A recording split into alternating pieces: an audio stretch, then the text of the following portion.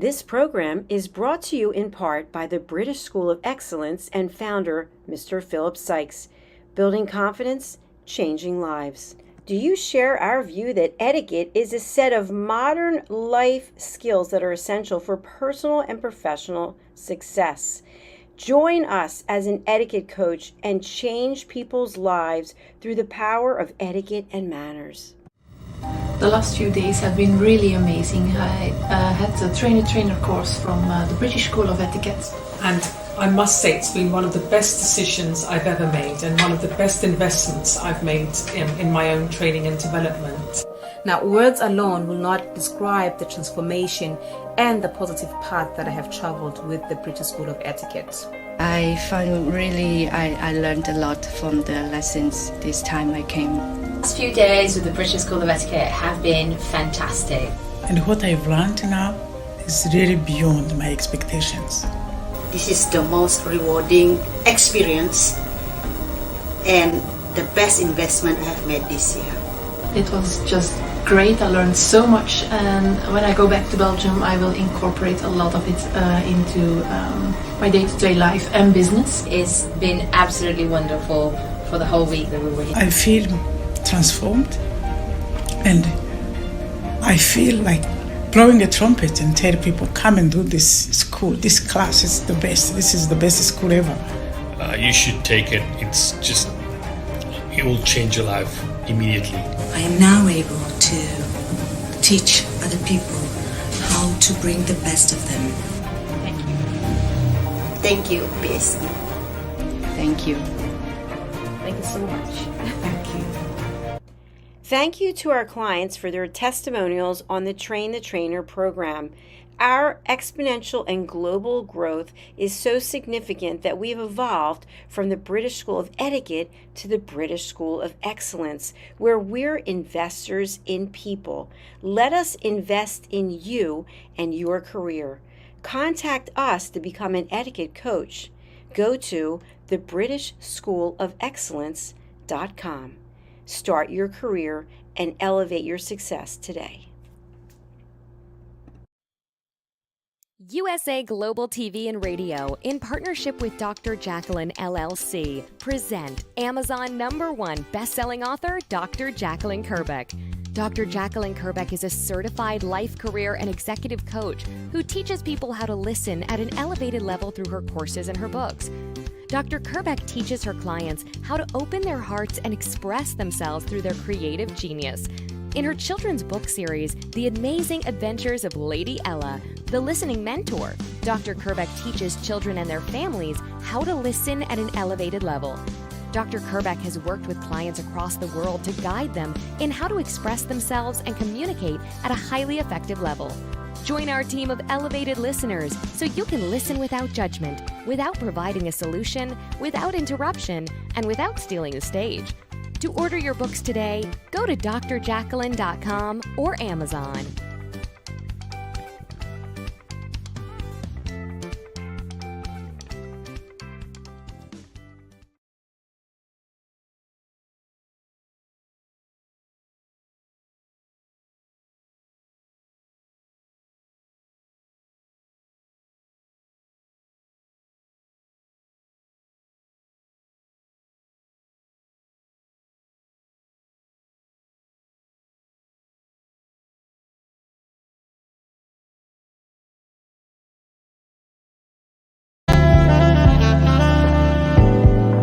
Welcome to USA Global TV and Radio, where our mission is to provide education, entertainment, hope, and inspiration.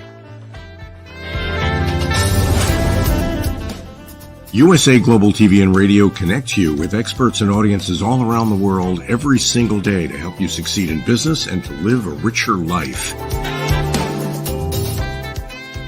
Visit us at usaglobaltv.com to learn about career and life-changing training and mentoring programs like the Listening Mentor.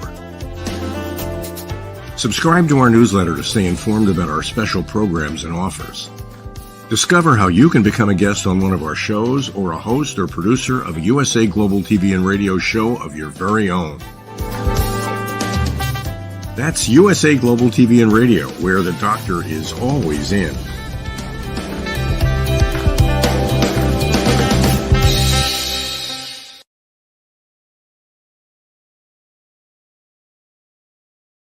Welcome back. Rhoda Laughlin here. Good morning, good afternoon, good evening, wherever you are in the world, because the USA TV and Radio Network, TV and Radio Network, in participation with the E360 network, is truly a worldwide network. We started a program a couple weeks ago with regard to what are the trends in health and wellness, primarily in the wellness industry, that we're going to end up 2023 with and begin 2024. And we flew over dropping these little tidbits of information from about 30,000 feet, but it was very little information. Well, we're at that point in time now where we're going to dive down to the 200-foot level and actually explore what some of these things are. So let me bring up my computer real quick and get that up there. There we go. Okay. And okay. So disclaimer, I'm a researcher.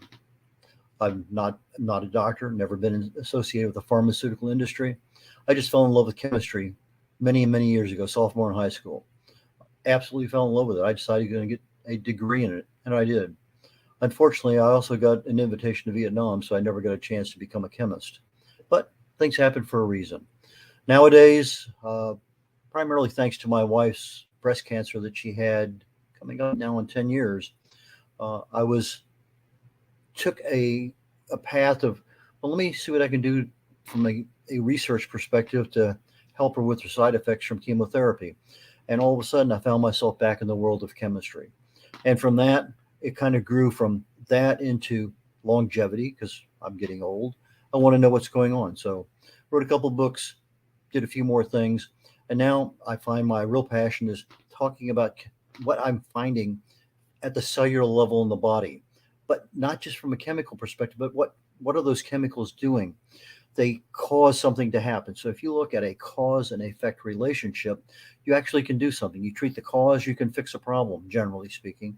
But if you're treating symptoms, you'll always be treating symptoms, and you're putting Band-Aids on everything accordingly. Our health and our wellness, I believe, is our own responsibility. It's not our doctor, it's not our parents, whatever. If you're over 18, it's your responsibility. And as always, with the USA Global TV and Radio Network and the E360 TV network, this presentation is primarily for education, awareness, education, so that when you go to your doctor, you can say, hey, doc, what about this? I saw something on this the other day. Is this something that can help me? But at least it gives you a place to start looking. Now, we usually talk about health and wellness as a combination. Health deals really with a certain aspect of things, but wellness is the act of practicing those daily health habits. And things change. What we did back at the beginning of the century, 2001, with the Y2K and all the rest of that stuff going on, we're not doing the same things today. We just had a pandemic. Some places in the world, I think they still have one, but we're not doing the same things. That's the wellness aspect of it. And wellness is constantly changing. It's our choices, it's our intentions, the actions that we take. So as we look at these things, that's what's going on, and that's what we need to look at. So with regard to the hot topics and trends that we should be aware of, we left last week with a skin fast, trying to take everything off our skin, let things kind of just be natural for a while. Well, there's also a thing called the dopamine fast. And you're trying to kind of calm down, just, be the ball, as they had on a TV show way back, or movie. Just you're relaxing. And so you're trying to minimize as much stuff in your life that just cranks you up. So along with a dopamine, you're trying to reduce that level of intensity in the brain by fasting, getting away from it, abstaining from it. Part of that can be a digital defast. Okay, say I take my phone today and I'm saying, nope, I'm just going to take 5 hours off, 10 hours off. I'm not going to use it tonight. I'm not going to use it over the weekend. No Facebook, no whatever, just whatever may happen to be. Obviously, if somebody calls in with an emergency phone call, you can see who's calling. If it's mom or dad or one of your kids, you obviously need to, or your boss. But minimize that level of access. Some people, I turn mine off every night when I go to bed. I do not want phone calls in the middle of the night. There's another phone that we have in the room that we can be reached at, but I just kind of like to slow those things down. And there are a lot of addicting technologies out there. And one may be gaming, and maybe something else. But look at what you're spending your time on. What are those eyeballs concentrating on? And reduce it. Maybe cut down 2 hours of social media to 1. Maybe cut it down to 15 minutes. You're checking things out. You're spending 5 hours a day on TV. Maybe you only need an hour, hour and a half. Pick that one show you just can't live without, and just gradually move away from everything. But by doing this, it calms the brain, and it just allows you to feel a lot better, allows your body not to be overdosed with everything. And you can also add other things to it, whether it be sex or food or work or exercise. Sometimes you're going to do a dopamine fast. Well, let me just kind of do a 1 meal a day for my food. Maybe I'll just walk a little bit instead of going to the gym. There are things you can do where you combine things together. So it's just not just only social media you're avoiding. Maybe it's a little bit of something else too. The dopamine fast allows you to really and truly reduce, your levels of sugar. That's one of those things that pop up in the brain. But when we have low levels of protein, it also affects our dopamine production. So we might be thinking, okay, well, I'm going to go on a fast, avoid these things over here that have sugar. Well, I also probably need to crank up my protein just a little bit so that I'm getting that right level of balance. If I have sleep deprivation, if I'm obese, if I have an issue with drugs, if I'm taking in more saturated fats, if I'm not managing my stress, there's a lot of things out there that's affecting our brain. And if I can take and reduce my dopamine a little bit, I can really and truly feel better, look better, and produce and perform better. If you're continually under stress, you're burned out on what's going on with your relationship, your job, other situations in life, well, maybe a dopamine fast is something that we really should consider. Medical robots. We know they exist right now. I know that you have people maybe in Boston operating on somebody in San Francisco. They're used primarily to assist surgical techniques. Some of the more common ones are bariatric, knee, hip, and ortho replacements. But it depends on a lot of things as to, are they fairly standard? Can the lasers get in there and get everything aligned to the right proportions that you have? And it really truly standardizes everything. There is some risks associated with where in the body are they operating. It can add to the infection level a little bit. There have been some reported cases of nerve damage, but this technology, like anything, it's been around for a while, but like everything else, it's continually evolving. It's becoming more automated. If you take a look at the car industry, 40 years ago, everything was almost manual. You look at it nowadays, it's almost all robots.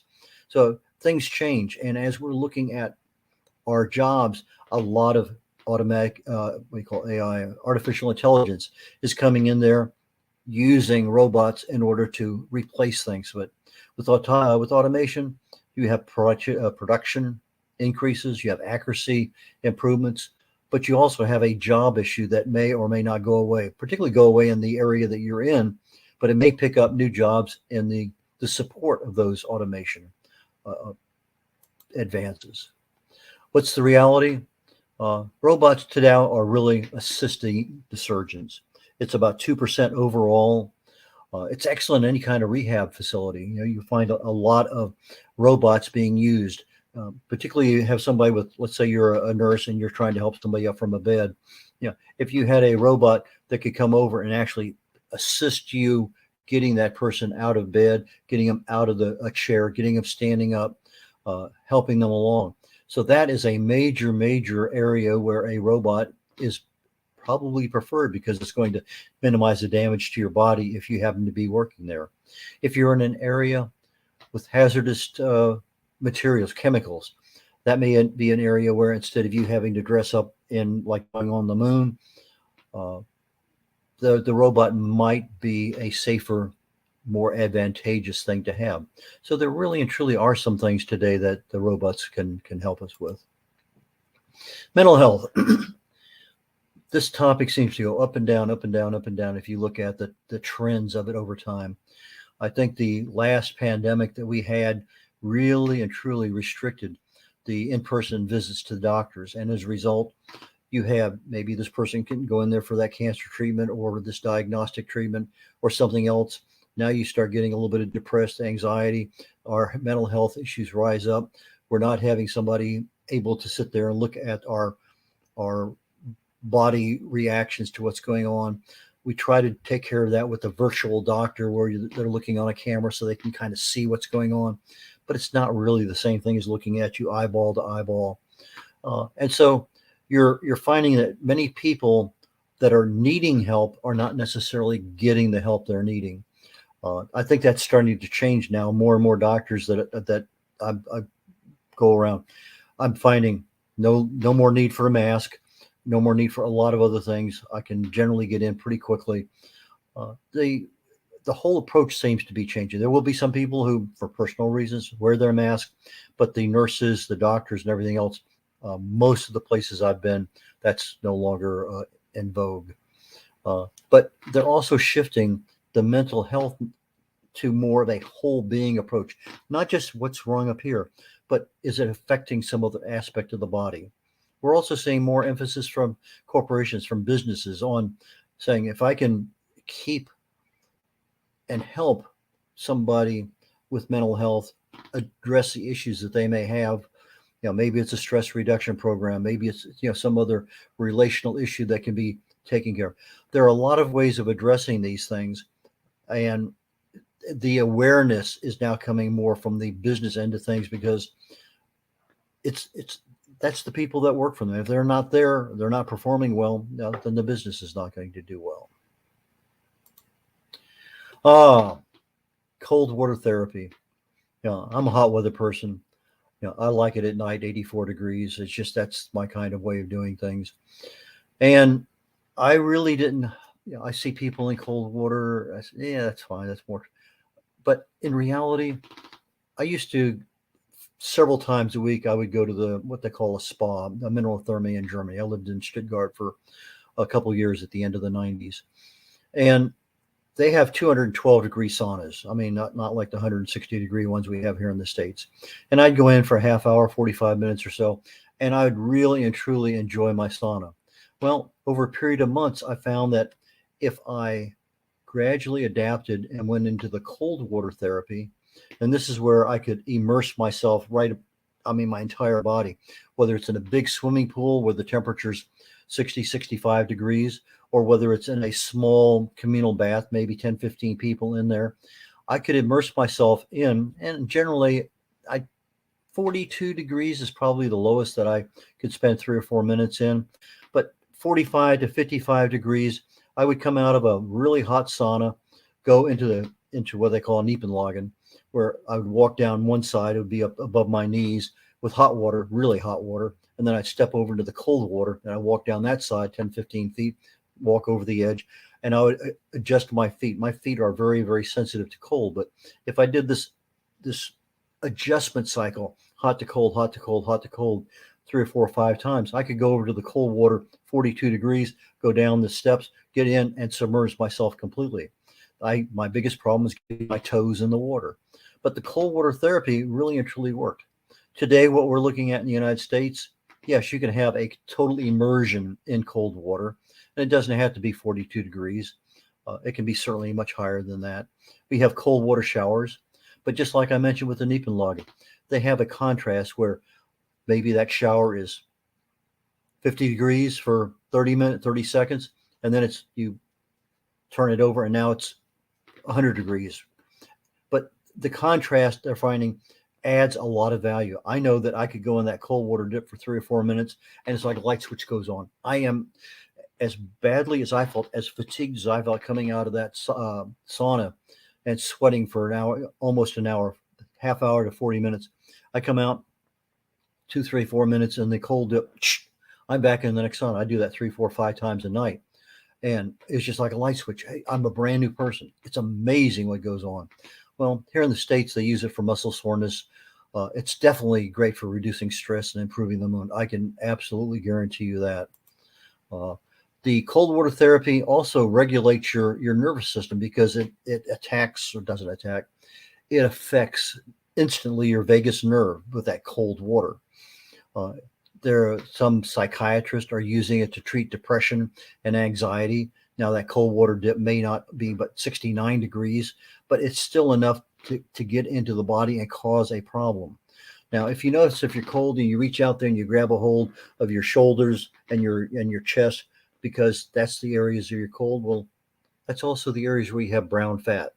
And that brown fat is deep inside, but metabolically, if you can burn that brown fat, you're really doing well. I mean, the fat we see on the outside, the stuff that we can pinch and squeeze, that's the white fat, and we want to get rid of that too. But that brown fat is something that really helps crank up our metabolic system to help burn that white fat. And as a result, we can lose not only fat, but we can lose some weight. Mushrooms.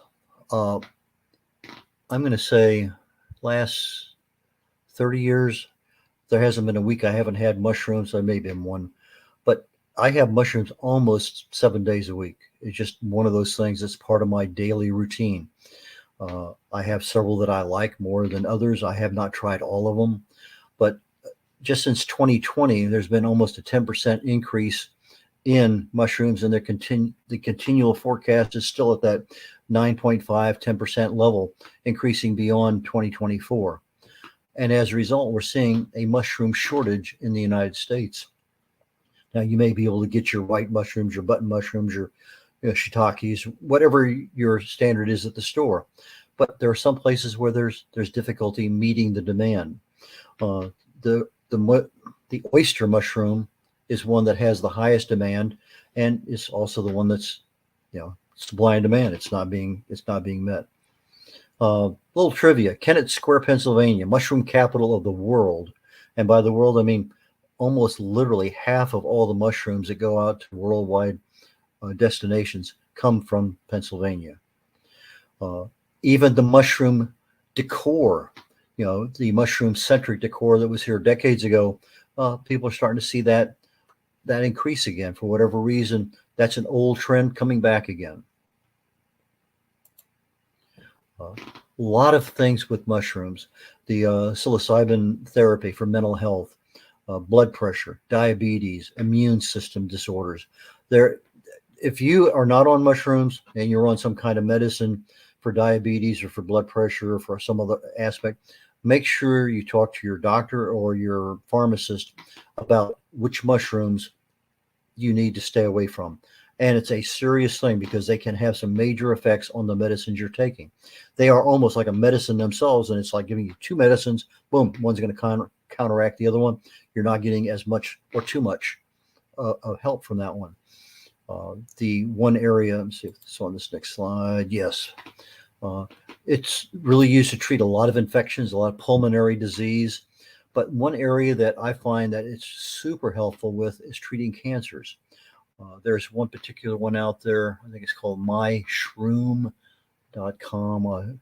Anyway, they have taken the best of the best of the best of a particular kind of mushroom and used it in treatment. Now I'm talking about the best of the best. They look at the mushrooms blooming over so many days, and they've tested each day so they know which day is the absolute best day to harvest that mushroom. And they only harvest that mushroom on that day. And that's what they process. That's what they sell. And it's expensive, but the success rate with cancer is almost unbelievable. And what they've noticed is that this particular mushroom, whichever one it is, actually goes in and looks inside the body. And if it sees a cell that's non-functioning, it tags it. And your immune system is driving by and says, hey, there's one over there. And they just go grab it. And so from a cancer perspective, this mushroom, it's about $1,000 for about a 30-day treatment. Certainly worth looking into, even from a prophylactic perspective if you don't have anything. But it's a really, really good option. So if you're in a cancer treatment right now for something, or someone who is, talk to them about doing a little bit of research on mushrooms and the specific kind of cancer they have. A cancer for the brain is not the same as for the lungs, is not the same for the gut. So you have to look at what's there and which one works better for whatever. But it's also being used as an adjunct with chemotherapy, as is fasting in general. They found a 72-hour fast actually works as well in some breast cancer treatments as the actual chemotherapy. So they're using the fasting with the chemotherapy. Now they're using mushrooms with the chemotherapy. Lots and lots of things going on out there. They use it for treating cholesterol, liver and kidney disease, anything with the lungs. It seems to be a very, very good thing to have on hand. Asthma, flu, for example. The mushrooms over time build up your strength, your stamina. It fights fatigue. I want to see if this is the one that I put in there. Yes. Nope. That's not. Well, I had my brain all crushed. Let me go back for a second and wrap up here. But the mushrooms, they help our immune system. They help us in so many different ways. And you have to look at which way to prepare it. So just taking a mushroom and just sticking it in your mouth and chewing on it, it's almost indigestible. It has to be treated by sauteing or some other method to help get the actual benefit, the nutrients out of it. Some mushrooms are what they call adaptogens. If you need something increased in your body, they'll increase it. If you need something lowered in your body, they lower it. I can't say enough for mushrooms. It's one of those things I do not live a day without a mushroom of some sort. So that's just my personal perspective on life. Micro workouts. What in the world is that?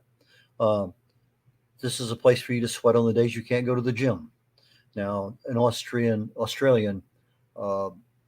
expert in this area says that typically between 18 and 60 years of age, we should be doing about 150 minutes of moderate intensity exercise a week, 75 minutes of vigorous exercise a week. Unless you're a gym rat or unless you're really addicted to exercise, that's pretty almost not going to happen. But micro workouts can happen during the commercial on TV. They can happen when you're walking from one place to another. It's something that can be measured in seconds, 20 seconds at a time, 60 seconds at a time, choosing going upstairs rather than using the elevator.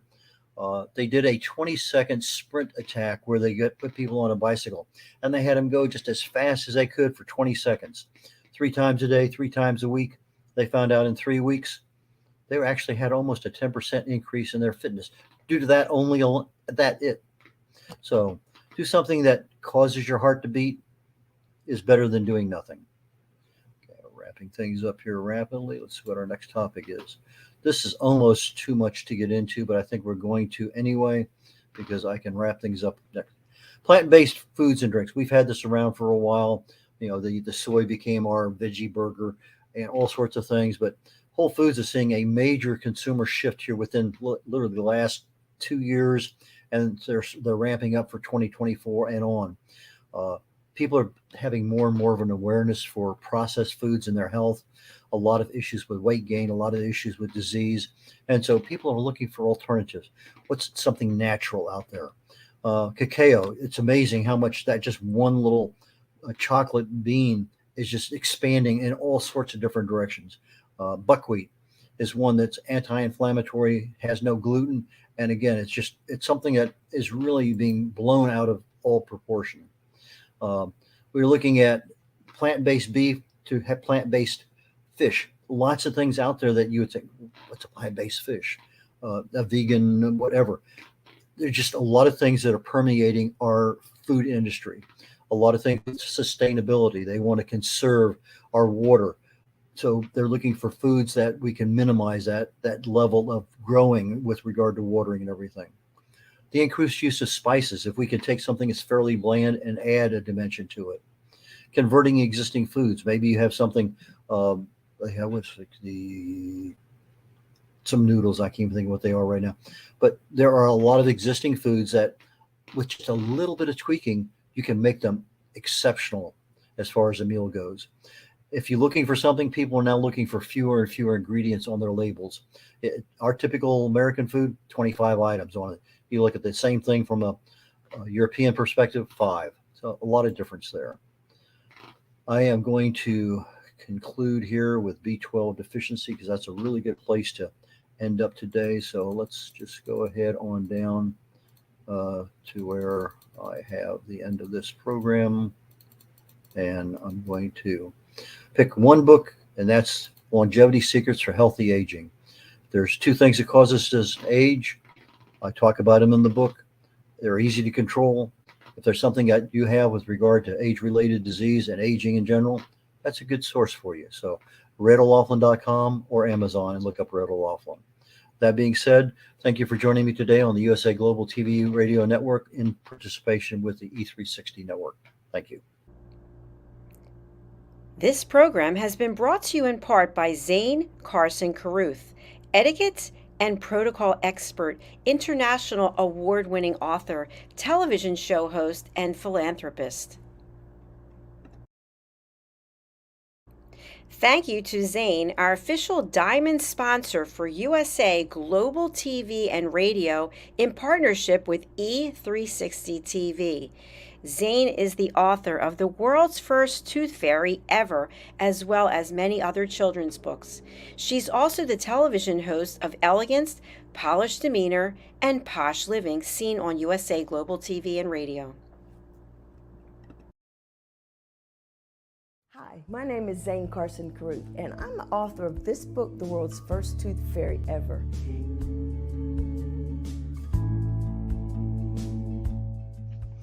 Reading is magic. Studies have shown that reading to your children lays the foundation for greater success in life. Reading helps develop language and vocabulary skills. It helps improve memory, and it encourages curiosity and inspires creativity. The benefits are immeasurable, and as a parent, you'll benefit too. In only 10 or 15 minutes a day, you'll be creating more memories and a bonding experience that will last for years to come. So take time to read to your children. Read them books about things that engage and interest them. Tales of fairies and magic fascinate children, and as everyone knows, the Tooth Fairy is at the top of the list. If your child loves magic, wands, adventure, and what child doesn't, you'll love reading them books from the trademarked series The World's First Tooth Fairy Ever. Follow along as Abella, the world's first tooth fairy, accidentally starts the tooth fairy tradition. Learn the tricks of being a professional tooth fairy in the book Abella Starts a Tooth Fairy School. Your child's imagination will soar as you read the adventures of Abella and her magic wand.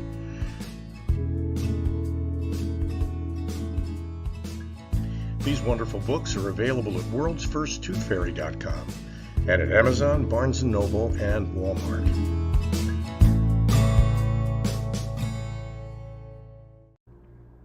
To learn more about Zane, contact her through her website, zanecarruth.com, ZANECARRUTH.com. Order Zane's books and merchandise. Contact her about being a keynote speaker at your next event.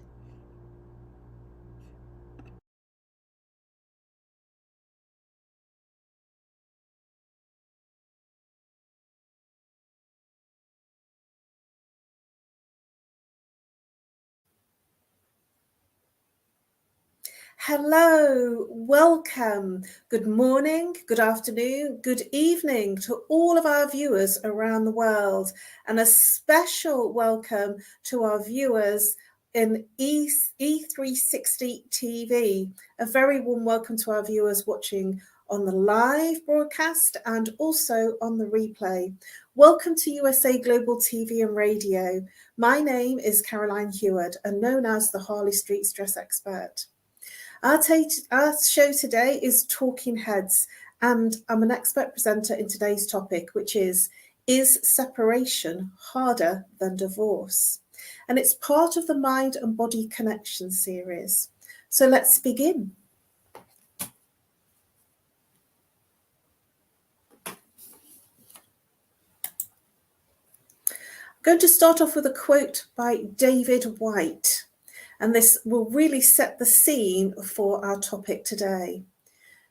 You will always love the person if you're sensible, but you get a lot of people, especially in divorces and separations, doing a lot of damage to themselves because they can't figure out how they actually still love this person, but not in their original way. David White. This is a really integral part of this conversation, because when you get married, when you decide to be with somebody and you take your vows, especially if you've got married to them, then you never really plan for having a divorce or a separation.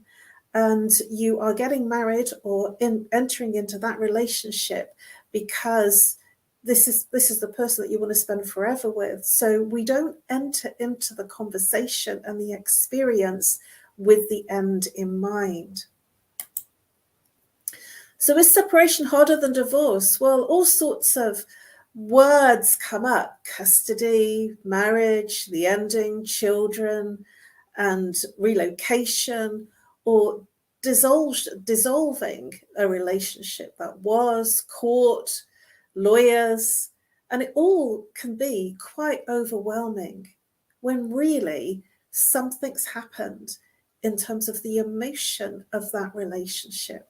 Something's happened in terms of the way that you both connect or disconnect with each other. And so there is a process when things stop working to move forward into a new life, a different life without the person. And in the same time as that these things come up that you have to consider and think about, it can be very overwhelming. It can be very, there's a word that comes to mind straight away now, and it's called discombobulating.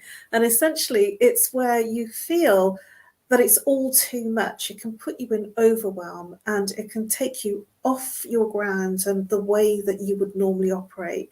And it will take you out of an experience of feeling in control, because there's so many other things to think about when you are in that relationship and not feeling that you want to stay in it. So separation sometimes is the precursor to deciding whether you're going to divorce. And it's the first place that most people will enter into in a conversation, not only with themselves, but with their partner. And the reason for that is because sometimes people feel that if you have some time apart, it will give you time to consider, to work out, to have space to decide whether it is right for you to stay in that relationship or not. And sometimes the very opportunity of saying it's not working for me anymore, I'm not happy anymore, and I want to leave, can be a huge weight off your shoulder. But at the same time, it can leave you feeling, whoa, overwhelmed at what next? What do I do? And sometimes it's so overwhelmingly painful because you're leaving what you knew, what you know, and even though it's not comfortable, you're leaving something that is uncomfortable, and at the same time not knowing what's on the other side of that place of being uncomfortable. Because there's all sorts of things to consider, especially if you have children. And especially if you've got property together, if you have a house together, assets together, all of these things come into the equation of making a decision: separation, divorce. Divorce is very final. It's the place where you're saying, that's it, no more, I'm done. And then when you get to that place, there is all the considerations of what a divorce means. So sometimes separation can be the softer option before you take those bigger, gigantic steps in terms of making it a legal separation, in terms of a divorce. So there are many mitigating experiences and circumstances that will make you decide whether separation or divorce. There is no easy way to answer this, because what we're going to handle and look at is the emotions as well as the practical stuff behind whether separation or divorce. Let's look at some stages of separation.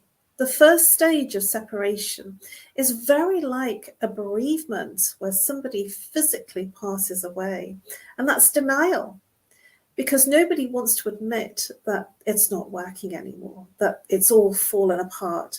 And nobody wants to admit that they're not happy anymore, because it's not what you entered into. You didn't enter into a relationship looking at the end in mind. So there is a denial. And certainly when my marriage was really not working for a number of years, I was in a huge amount of external denial because I didn't want to look silly. I didn't want to look like I had failed. And this is one of the things that comes up for many people, that sometimes it will look good to the external world and to friends and family, but internally, you know it's not working. So denial is the first stage of moving towards a place of separation. From that denial, anger comes up because you know you didn't enter into this experience of this relationship to separate, to finish it. You entered into it for much more positive reasons of love, of spending your time together and your life together. So you can sometimes feel very angry about the fact that it's not what you wanted. It's not the experience that you signed up for.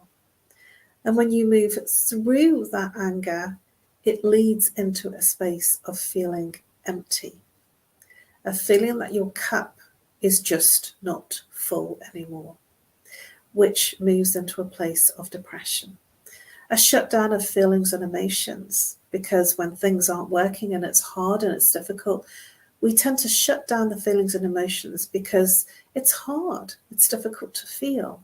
And so you move into a place of depression.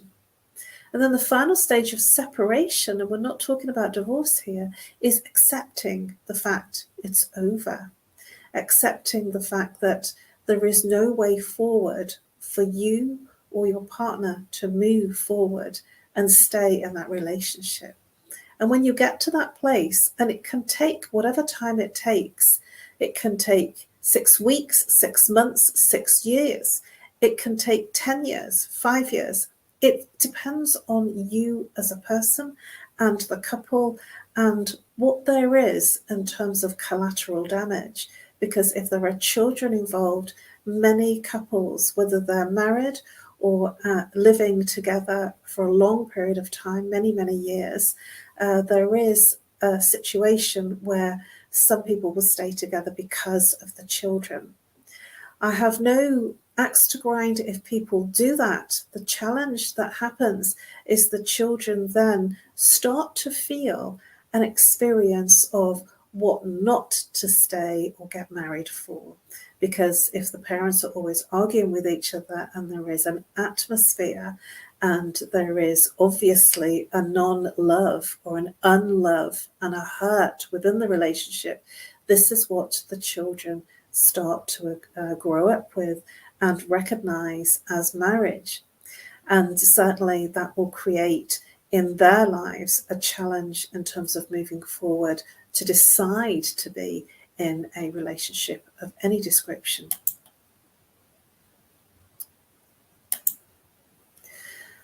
So ending your relationship, separation or divorce. So we're looking at the main aspects of why you would choose a separation versus divorce, and what are the implications of both. For both separation and divorce, there is closure. There is a way of ending the hurt, a way of ending what's not working. And so closure is a very grown-up way of moving forward. It's a very grown-up way of saying, hey, we looked at this, we had a go, we gave it our best shot. This is not working. Because when you're together in a relationship, sometimes people will have an external experience of how they're being and showing up in the world. And then they also have an internal representation of how they show up with themselves and in their own home and domain and in their relationship. So there might be the life and soul of the party externally, but internally they might be quite an introvert. And so when you meet the person from the perspective of that of that social environment and meeting somebody in that neutral place of not being and living with them, then you might be seeing and experiencing a very different person to the one that you end up in a relationship with, that you end up living with. And so if it's not what you signed up to, then it's very challenging for many to close it or to say, hey, I got that wrong. This isn't what I thought it was. This isn't what I signed up to. And that takes a lot of courage to say, this isn't what I wanted. This isn't working for me. And when you do utter those words, it's not working. It then takes you into the stage of closure, of moving forward out of the relationship that stopped working for you. And there isn't a right or wrong here. There is only what's right for you as the person, and saying, this is not working, I'm not happy, therefore I want to make it end so that I feel happier in myself and in my life. This is where the feelings come in. In either separation or divorce, there are feelings that have to be dealt with. And if you are going through a divorce, in a divorce situation, it is less about the feelings and more about the practicals. It's more about, I always liken a divorce to a balance sheet.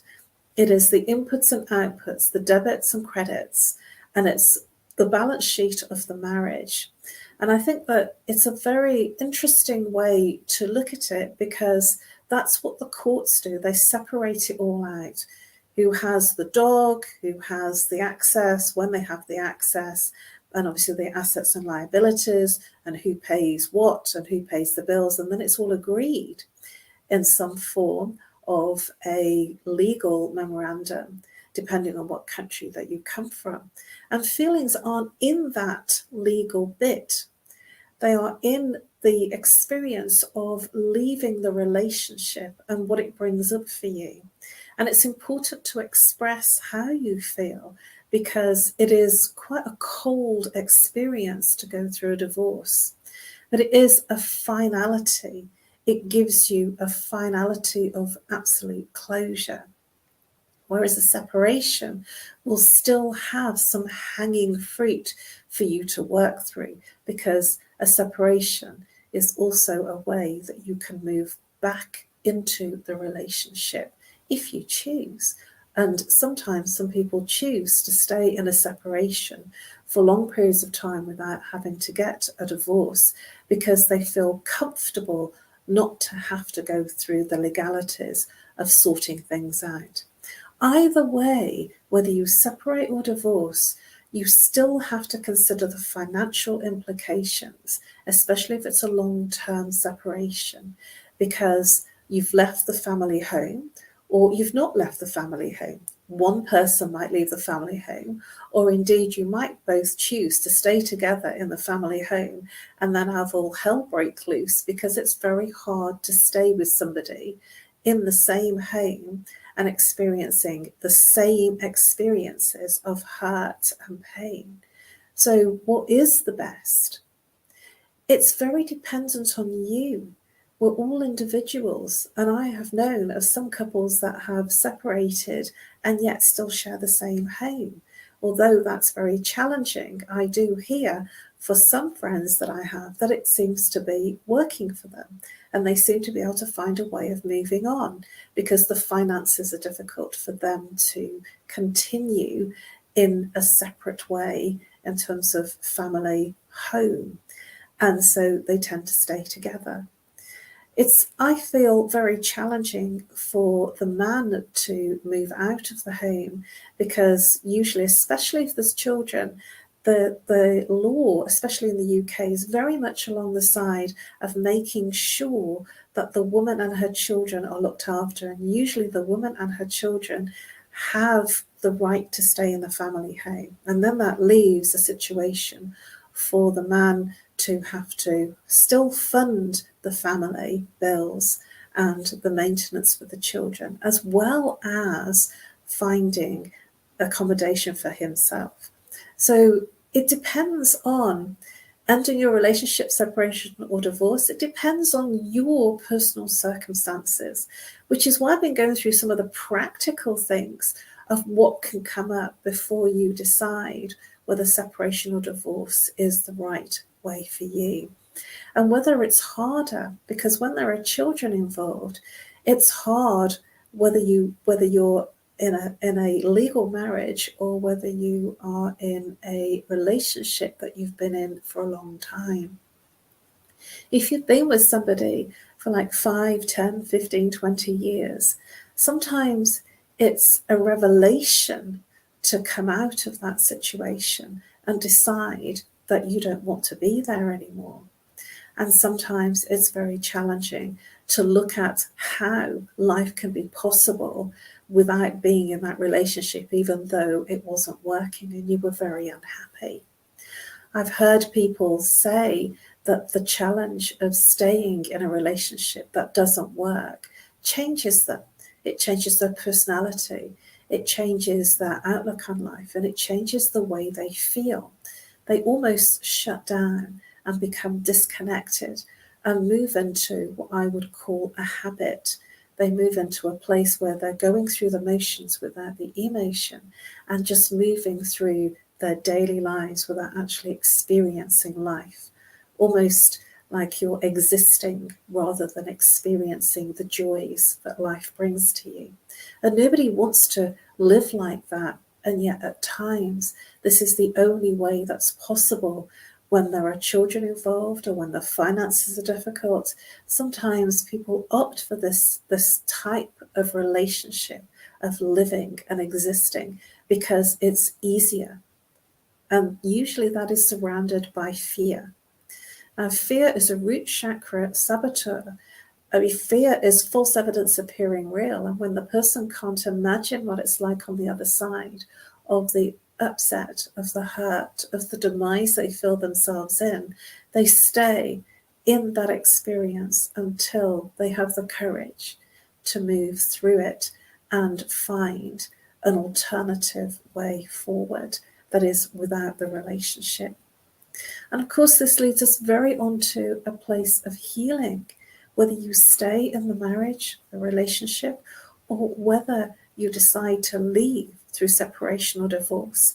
There has to be a place for healing. There has to be a place for your personal healing, for the relationship healing, and also for the healing of the trauma that came out of the situation of being in that relationship. Sometimes we think we should be with someone forever because that's what we sign up to. There isn't, for some, a forever or a happy ending. And even though in fairy tales they always talk about happy ever after, or this is my lifetime partner, sometimes it doesn't work. And that doesn't make you wrong. That makes you strong. That makes you brave to face up to the fact that sometimes there is a beginning, a middle, and an end. And it's okay if you get to the point of the end, because there is life after separation and after divorce, and it depends on the implications that's right for you. And everybody's story is personal. There is no right and wrong.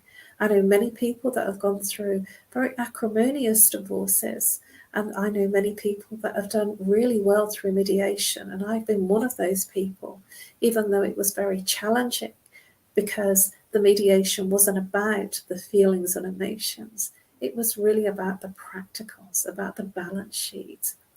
And I found it really conflicting for me because I had no idea a divorce was a balance sheet. It was inputs, outputs, and it was a disclosure. It was a complete disclosure of the finances and a complete disclosure of the paperwork. Now, that might be different in different countries, but certainly in England, that's what I experienced, and it took the emotion out of it. And when we went through that practical space, and I got the decree absolute through, it felt like a revival of me, of moving forward. I actually had a divorce party rather than, sort of feeling all melancholy, which is, I know, very American. So there is no rights and wrongs here. But there is a healing journey, whether you decide to stay in a state of separation or you decide to end everything legally with a divorce. There is no right and wrong for anyone. There is a personal circumstance and what's right for you. A separation might be the answer, and divorce might be your answer. But you're the one that decides. There isn't anyone else that can make that decision for you. But when you are in that place of deciding to separate, to move out of the family home, or indeed to end that relationship that is known to you, that is comfortable for you, that even through the uncomfortableness and the hurt of that separation and or divorce, what happens is a place of, what will I do differently next time? What have I learned from this experience? Who am I? What am I doing here? What do I want out of life? And in that place of separation and divorce, of literally leaving that relationship, it can be the making of you rather than the breaking of you. It can be where you can explore your true self and the true meaning of who you are meant to be in this world and who you are meant to be with. Because when you're in a relationship that doesn't work, it takes a lot of strength and courage to say, I need to end this and move into something else. And the first relationship is with self. That's the very first relationship that anyone should be entering into. And that relationship with self extends to the other person. Here's a quote by Laura Wasser. Once you do embark upon the separation or divorce process, it is very important to remember 3 key things. Be kind, be reasonable, be brief. Remember that this person will no longer be your spouse, but he or she will continue to be your co-parent, family member, and perhaps business partner in certain assets or entities. I feel that this is an extraordinary piece of advice to leave you with. Be kind. One of the things that I did was I killed my ex-husband, or my soon-to-be ex-husband at that point, with kindness. And that kindness that I gave to him, I actually gave to myself, even though it was a very challenging situation to be in. I felt that in giving kindness and compassion to him, I actually was feeding myself, and I was healing myself through the pain, even though it was a challenging experience. The anger, the resentment, the lack of empathy and understanding of the fact that it had ended was my healing journey, as well as my then husband's healing journey. And so consider it's a personal healing journey. Thank you for your attention and your interest. Please subscribe to USA Global TV and Radio. You can find all of our Talking Heads episodes under the playlist Talking Heads 2022 for last year and 2022 for this year. You'll find all of my Talking Heads episodes under my name, Caroline Heward. Please do reach out to me if I may be of service to you. You can contact me on nomorestress@live.co.uk, or indeed you can call me on +44 if you're international, 7523 if you're local, 07523 120 189. I offer a free 30-minute Zoom, Skype, Messenger, audio, video consultation. It will help you find some order, because the first place you have to start is a place of inner healing. The first relationship is self, and everything else expands from that. It has been my absolute pleasure to deliver this, which is not the end, it's the beginning of your exploration. I offer more insights in other programs and other broadcasts that I do. Thank you so much. It has been my absolute pleasure.